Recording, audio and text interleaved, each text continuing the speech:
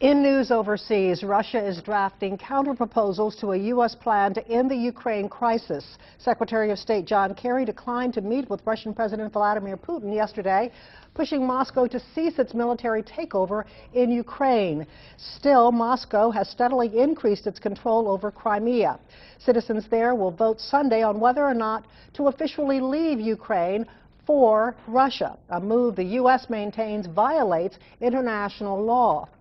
In the meantime, former Ukrainian leader Viktor Yanukovych still claims he is the country's legitimate president. Well, joining us this morning is Viktor He is a native of the Ukraine who is now a U.S. citizen. He is presently on a nationwide crusade to help people there fighting for their freedom. And thank you so much, Viktor, for joining us this morning. Now, you are with Cirque du Soleil, but you've taken time away from the circus in order to promote this cause. Yeah, exactly. I taken this 2 weeks, and I'm going to New York, a cross-country road trip, and collect the signatures and wishes from American people throughout this country, and saying that and proving that the American people, real people throughout this country, support Ukraine movement to democracy and freedom and independence. And you left San Francisco on March 3rd, and we'll show the car that you are. It's a Porsche that you've wrapped with a message. Yes, yes, of course. I did a message. I did artwork on my car from American flag going to Ukrainian symbols and flag into European stars surrounded in front, and a peace sign on the big side of the car that just shows that we all one world and we have to live in independence, democracy, and peace.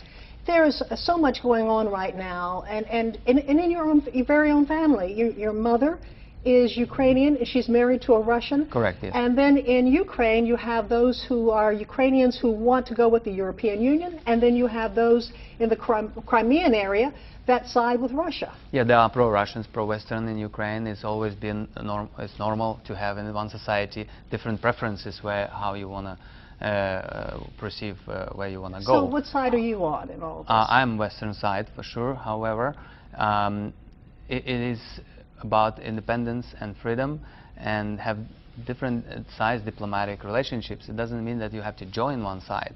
I believe our country is strong enough and great enough to be independent and own country people can be proud of, and you can have entire world to work with in diplomatic levels. What do you want on this tour that you're making of the United States? What are you hoping to accomplish? I hope to accomplish a clear message that America, that I'm grateful to have this 15 years of democracy and freedom that I'm living right here, that I can deliver a message that all the people that I meet and talk only wishing freedom and democracy and peace to Ukraine. Only great things. There are no political agendas on my trip.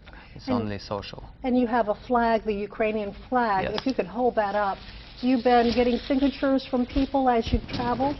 Yes, from people all over the states. Half of the states right now signed right here, including police people, including church people, some jugglers that I meet, fans of mine. And what's going to happen to this flag?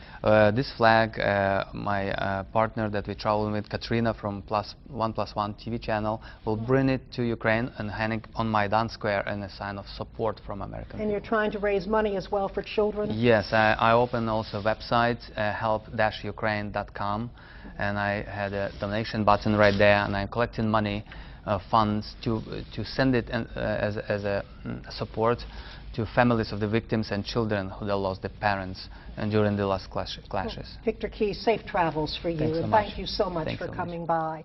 If you would like to donate to the Help Ukraine project, you can go to WWL-TV.com and click on Links on 4.